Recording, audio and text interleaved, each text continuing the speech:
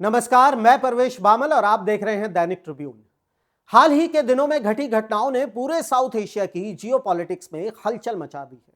25 दिसंबर को खबर आई कि बांग्लादेश नेशनलिस्ट पार्टी के एक्टिंग चेयरमैन तारिक रहमान 17 साल के लंबे लंदन निर्वासन के बाद ढाका लौट आए हैं। लेकिन उनके लौटते ही जो तस्वीरें वहां से आ रही हैं वो बेहद विचलित करने वाली हैं। बांग्लादेश के अलग अलग हिस्सों में अल्पसंख्यक हिंदुओं को निशाना बनाया जा रहा है। उनकी सुरक्षा खतरे में है। और चिंता की बात यह है कि यह वही तारिक रहमान है जिनके ऊपर अतीत में भी भारत विरोधी गतिविधियों के गंभीर आरोप रहे हैं। और आज जब हमारे पड़ोस में कट्टरपंथ और अस्थिरता बढ़ रही है तो हम सबके मन में एक ही सवाल है, अगर कल को ढाका में बैठी सरकार ने भारत के खिलाफ कड़ा रुख अपना लिया या हमारे नॉर्थ ईस्ट का रास्ता रोक दिया तो हम क्या करेंगे? क्या हम 1971 से पहले वाली लाचारी में वापस चले जाएंगे? तो उसका जवाब है जी नहीं। आज के इस वीडियो में हम आपको भारत सरकार के उस सीक्रेट वेपन के बारे में बताएंगे जो इन सारे सवालों का ठोस जवाब है। एक ऐसा मास्टर प्लान जो बांग्लादेश की हमें ब्लैकमेल करने की ताकत को हमेशा के लिए खत्म कर देगा। और उसका नाम है the Kaladan multi modal transit transport project. आइए सबसे पहले खतरे की गहराई को समझते हैं। भारत के नक्शे को ध्यान से देखिए। हमारा पूरा नॉर्थ ईस्ट, अरुणाचल, असम, नागालैंड, मणिपुर, मिजोरम, त्रिपुरा और मेघालय बाकी भारत से सिर्फ एक पतली सी गर्दन से जुड़ा है। इसे हम सिलीगुड़ी कॉरिडोर या चिकन स्नैक कहते हैं।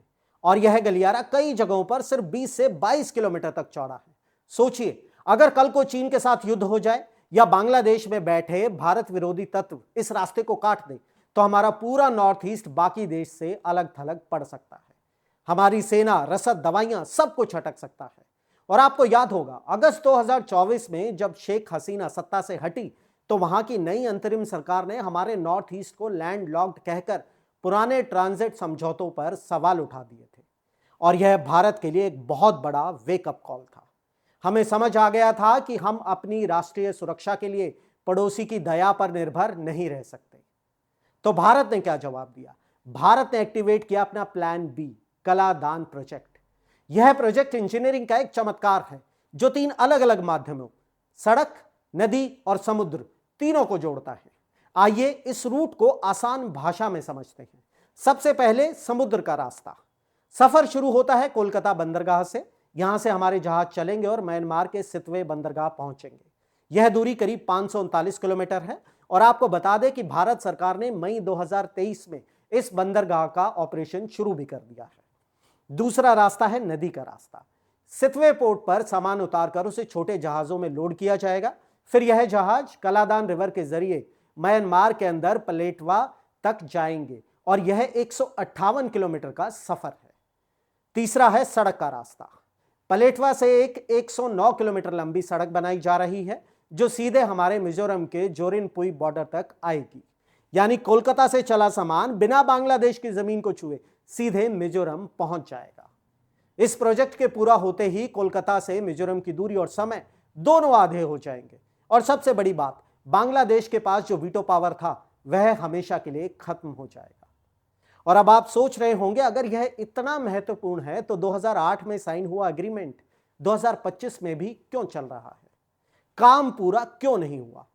यहीं पर हमें एक और पेचीदा हकीकत समझने की जरूरत है। म्यांमार के जिन इलाकों रखाइन और चिन स्टेट से यह प्रोजेक्ट गुजरता है वहां इस वक्त भयंकर गृह युद्ध चल रहा है।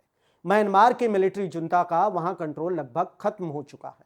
वहां अब सिक्का चलता है अराकान आर्मी का जो एक विद्रोही गुट है। तो सवाल उठता है, क्या भारत का प्रोजेक्ट डूब गया है? तो जवाब है बिल्कुल नहीं। यहीं पर नए भारत की व्यवहारिक कूटनीति काम आती है। रक्षा और विदेश मामलों के जानकारों के मुताबिक भारत ने अपनी रणनीति बदली है। हम अब सिर्फ म्यांमार की आधिकारिक सरकार के भरोसे नहीं बैठे हैं। भारत ने अपने नेशनल इंटरेस्ट को बचाने के लिए वहां के स्थानीय गुटों जैसे कि अराकान आर्मी के साथ भी रणनीतिक तालमेल बनाना शुरू कर दिया है।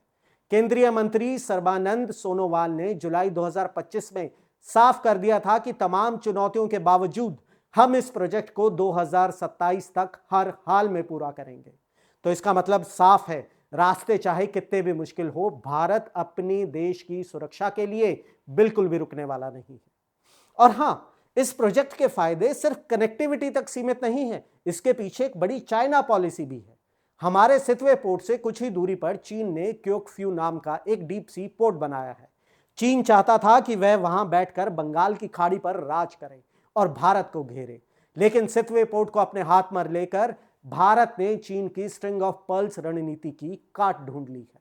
हमने दुश्मन के घर के पास अपनी मजबूत मौजूदगी दर्ज करा दी है। इसके अलावा सितवे पोर्ट से सामान सिर्फ मिजोरम नहीं बल्कि भविष्य में बांग्लादेश के टेकनाफ पोर्ट होते हुए त्रिपुरा के सब रूम तक भी लाया जा सकता है और यह पूरे नॉर्थ ईस्ट की इकोनॉमी को बदल कर रख देगा। भारत का यह स्ट्रैटेजिक मूव काबिले तारीफ है, मगर जमीनी हकीकत कुछ और भी कहानी बयां कर रही है। तारिक रहमान की वापसी और बांग्लादेश में हिंदुओं पर हो रहे हमले, यह सिर्फ एक घटना नहीं है, एक इशारा है। इशारा इस बात का कि हमारा पड़ोसी अब बदल रहा है।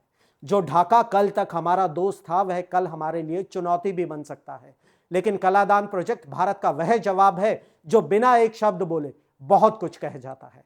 यह दुनिया को बताता है कि भारत अपनी सुरक्षा के लिए किसी की दया या अनुमति का मोहताज नहीं है। अगर हमारे रास्ते रोके गए तो हम समुद्र का सीना चीरकर नए रास्ते बना लेंगे। क्या आपको लगता है कि एक अशांत बांग्लादेश और एक चालाक चीन के बीच भारत को अब अपनी सीमाओं पर और भी सख्त फैसले लेने चाहिए? क्योंकि यह लड़ाई सिर्फ अब सीमाओं पर नहीं बची है, कूटनीति की मेज पर भी लड़ी जा रही है। और खुशी की बात यह है कि तारिक रहमान के ढाका में पैर जमाने से पहले भारत सितवे में अपने पैर जमा चुका है। शतरंज की बिसात बिछ चुकी है और पहली चाल भारत ने चली है। और अगर आप भी मानते हैं कि यह प्रोजेक्ट भारत का असली मास्टर स्ट्रोक है, तो कमेंट बॉक्स में सिक्योर नॉर्थ ईस्ट लिखकर अपनी आवाज बुलंद करें। मैं परवेश बामल, देखते रहिए दैनिक ट्रिब्यून। धन्यवाद।